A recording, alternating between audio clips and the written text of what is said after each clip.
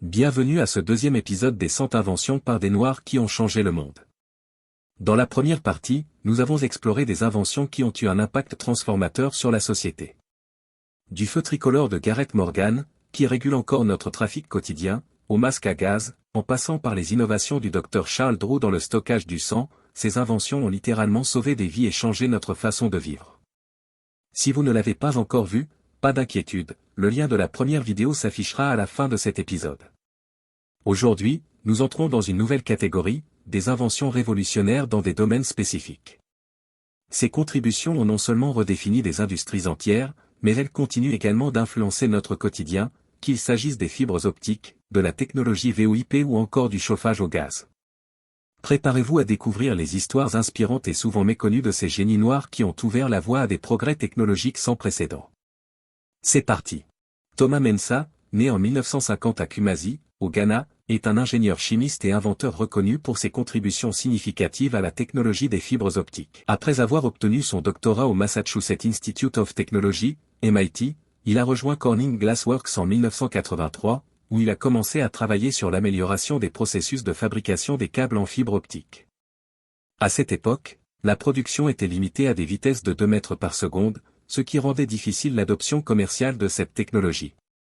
Mensah a développé des méthodes innovantes qui ont permis d'augmenter la vitesse de fabrication à 20 mètres par seconde d'ici 1985. Cela a non seulement abaissé les coûts de production, mais a également rendu les câbles en fibre optique compétitifs par rapport aux câbles en cuivre. Ces travaux ont été fondamentaux pour le développement d'une infrastructure de communication mondiale, car les câbles en fibre optique sont devenus essentiels pour le transfert rapide et efficace de données sur de longues distances. Outre ces innovations dans le domaine des fibres optiques, Mensah a également travaillé sur des systèmes technologiques avancés pour le département de la défense américain, y compris le développement de missiles guidés utilisant la technologie des fibres optiques. Il détient plus de 14 brevets et a été intronisé dans la National Academy of Inventors en 2015, soulignant son impact dans le domaine technologique. Mensah est également un fervent défenseur de l'éducation scientifique et de l'innovation en Afrique, cherchant à établir une infrastructure technologique sur le continent pour stimuler la croissance économique et améliorer la qualité de vie. Son héritage perdure non seulement à travers ses inventions mais aussi par son engagement envers le développement technologique en Afrique. En résumé, les innovations de Thomas Mensah dans la fabrication de fibres optiques ont non seulement révolutionné les télécommunications modernes mais ont également ouvert la voie à une multitude d'applications technologiques qui façonnent notre monde aujourd'hui. Mark Dean, né le 2 mars 1957, est un ingénieur et inventeur afro-américain ayant joué un rôle clé dans l'évolution des ordinateurs personnels. Il a commencé sa carrière chez IBM, où il a contribué à des innovations majeures, notamment le bus ISA, Industrie Standard Architecture, qui a permis la connexion de divers périphériques aux ordinateurs. En 1999, Dean a dirigé une équipe chez IBM qui a développé le premier microprocesseur CMOS capable de fonctionner à une vitesse d'1 GHz. Cette puce révolutionnaire a permis aux ordinateurs de traiter 1 milliard d'instructions par seconde, ce qui a considérablement amélioré les performances des systèmes informatiques. Cette avancée a non seulement renforcé la puissance des ordinateurs personnels mais a également ouvert la voie à des technologies plus avancées et plus rapides dans le domaine des télécommunications et du traitement des données.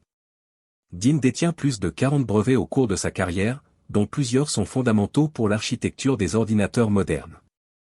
En reconnaissance de ses contributions, il est devenu IBM Fellow, une distinction honorifique réservée aux employés ayant fait preuve d'une excellence technique exceptionnelle. Il a également été intronisé au National Inventor Hall of Fame pour ses réalisations remarquables.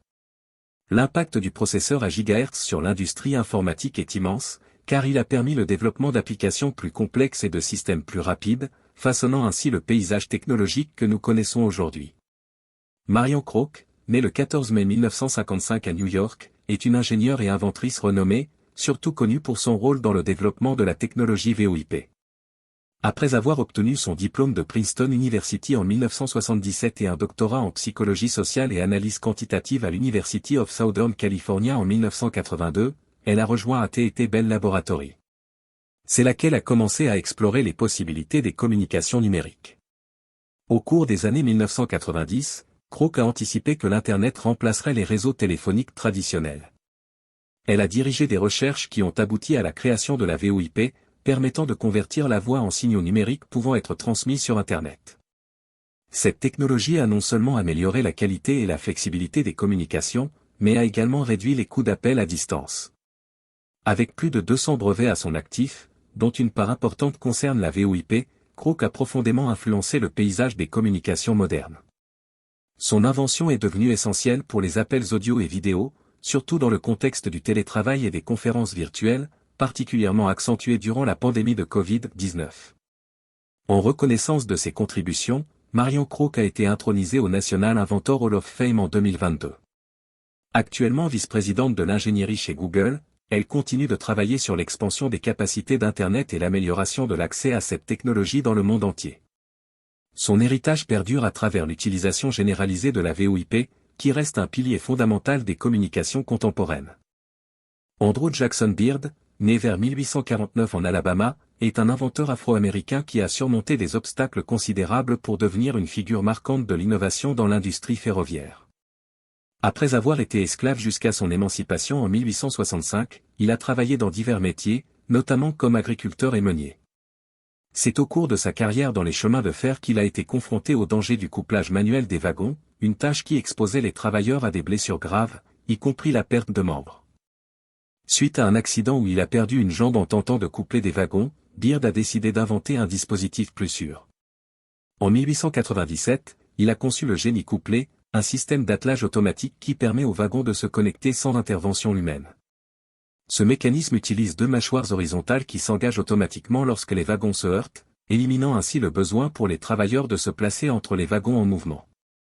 Beard a breveté son invention et l'a vendue pour $50 000, une somme considérable à l'époque.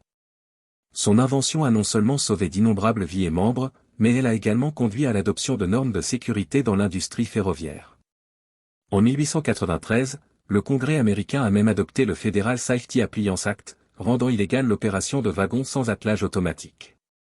Le génie couplé est toujours utilisé dans les chemins de fer modernes, témoignant de l'impact durable de cette invention sur la sécurité ferroviaire.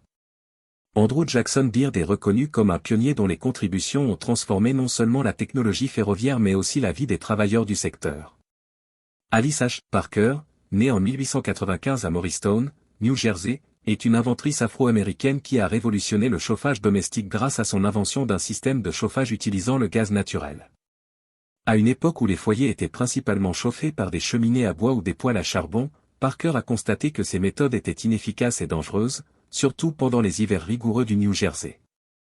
En 1918, elle a déposé un brevet pour son système de chauffage qui utilisait un échangeur de chaleur pour distribuer l'air chaud dans toute la maison via des conduits. Ce système innovant permettait de contrôler individuellement la température dans différentes pièces grâce à un ensemble de brûleurs fonctionnant au gaz naturel, ce qui représentait une avancée majeure par rapport au système de chauffage traditionnel. Le brevet d'Alice Parker a été accordé le 23 décembre 1919. Son design a non seulement amélioré l'efficacité énergétique en utilisant le gaz naturel, mais il a également réduit les risques d'incendie associés aux méthodes de chauffage précédentes. En éliminant le besoin de couper du bois ou d'utiliser du charbon, son invention a facilité la vie quotidienne tout en augmentant la sécurité domestique. Bien que son invention n'ait pas été immédiatement mise en production commerciale, elle a établi les fondations des systèmes modernes de chauffage central que nous connaissons aujourd'hui. Parker est souvent reconnue comme une pionnière dans le domaine du chauffage au gaz, et son héritage continue d'influencer les technologies modernes de chauffage et de climatisation, VAC. William Chester Ruth, né le 19 juillet 1882 en Pennsylvanie, est un inventeur afro-américain reconnu pour ses contributions significatives à l'agriculture. Après avoir acquis des compétences en mécanique et en forgerie, il a ouvert son propre atelier, Ruth-Siron Workshop, où il a commencé à concevoir des équipements agricoles basés sur les besoins exprimés par les agriculteurs de la région. Parmi ses nombreuses inventions, l'élévateur agricole autoliftant s'est distingué. Ce dispositif innovant utilise un système d'entraînement électrique pour soulever et transporter efficacement des produits agricoles tels que le foin, le maïs et d'autres récoltes vers des silos ou des camions. Son design permettait un ajustement facile de la hauteur de l'élévateur, rendant le processus de chargement et de déchargement beaucoup plus rapide et sûr. L'élévateur de Ruth a été largement adopté, en particulier dans l'industrie agricole commerciale, y compris dans la culture des champignons, qui est prédominante dans sa région. Grâce à son invention, les agriculteurs ont pu améliorer leur productivité tout en réduisant le risque de blessures liées à la manipulation manuelle des charges lourdes. Ruth a déposé plusieurs brevets au cours de sa carrière, totalisant 52 brevets d'ici 1950.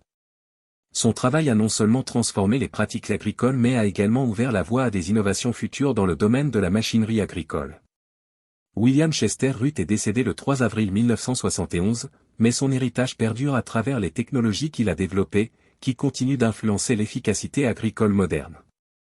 Benjamin Bordley, né dans les années 1830 en Maryland, était un ingénieur afro-américain qui a réalisé des avancées significatives dans le domaine des moteurs à vapeur. En tant qu'esclave, il a appris à lire et à écrire et à développer ses compétences en ingénierie dans un environnement hostile.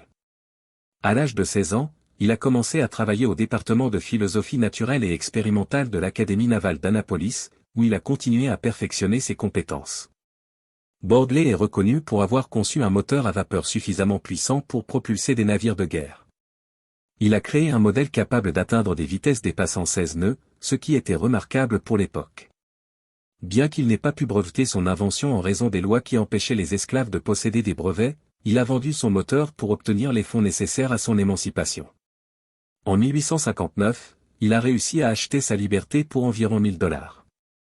Après avoir obtenu sa liberté, Bordley a continué à travailler dans le domaine de l'ingénierie et a contribué aux avancées technologiques maritimes.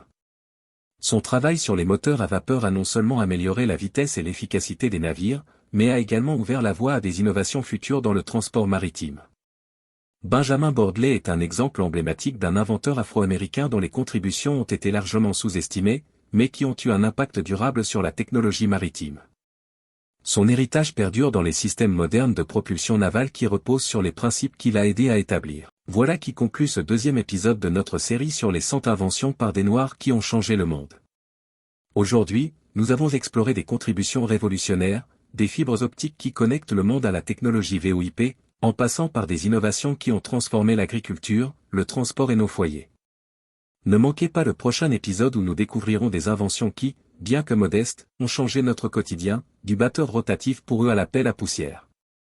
Si cette vidéo vous a plu, abonnez-vous, likez et activez la cloche pour ne rien manquer. À très bientôt pour l'épisode 3.